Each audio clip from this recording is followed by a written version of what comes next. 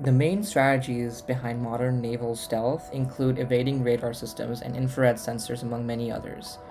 However, the ability to also avoid or delay visual detection remains near the top of the list of strategic military technologies. And so, being able to actually detect a sea vessel on a radar is one thing, but even being able to hear it and actually viewing it is a huge vulnerability.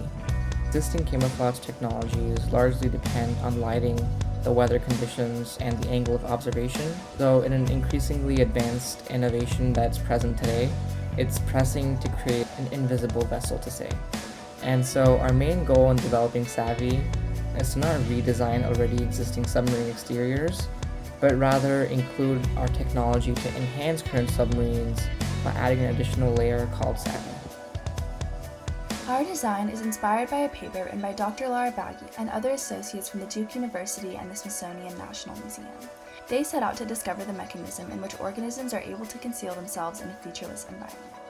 Knowing that even a 1% reflectance could cause an organism to be distinguishable from the background, they presume that in order to maintain invisibility, organisms must minimize surface scattering.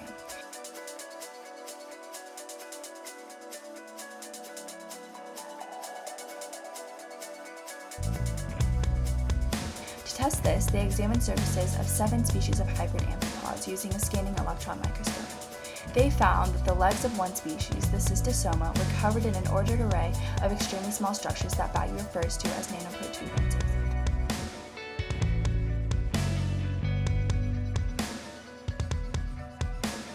Comparable to the texture of a shag carpet or the back of a plastic toothbrush, Baggy states that these nanoprojections function optically as a gradient refractive index material, meaning that these structures are able to dampen the light's reflections.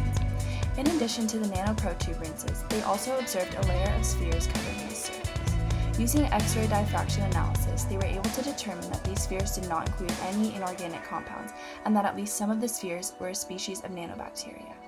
They concluded that nanoprotuberances and the spheres essentially work as an anti-reflective coating because when the light hits the pointed end of the nanoprojections, it works its way down until reaching the body's surface. This gradual buffering reduces surface reflections, rendering these organisms invisible.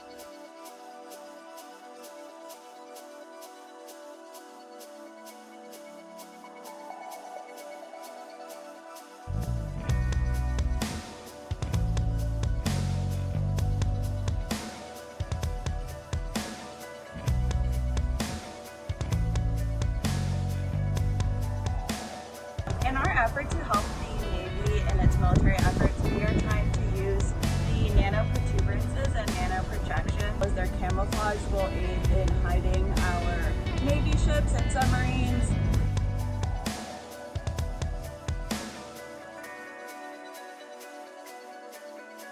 But also it will aid in the fact that these skins can be taken on and off, so it won't affect the production of the boats, ships, and submarines so that they can be produced at the same rate, but we can add these skins to them to make them seem a little bit more invisible and hidden. Now, because we're aiming to create a military-grade product, it is really important that there's no margin for error in our final product. And as a result, our next steps would be to collaborate extensively with experts in the fields of nanostructures, biotech, microbiology, and the Navy. As a first step, we have planned to reach out to the GIANG lab in the University of Florida regarding their research into self-cleaning anti-reflection materials. Additionally, we also plan to reach out to Dr. Laura Bagg, who is also affiliated with the University of Florida and is in fact the author of the research article that we are referencing. Next, we need to determine which type of material would optimize our design's performance and then test whether this coating could reduce the appearance of a submarine-shaped item in water. Once the material itself successfully cloaks our desired vessel, we would work to scale up the design and create larger skins that could be used in the naval industry.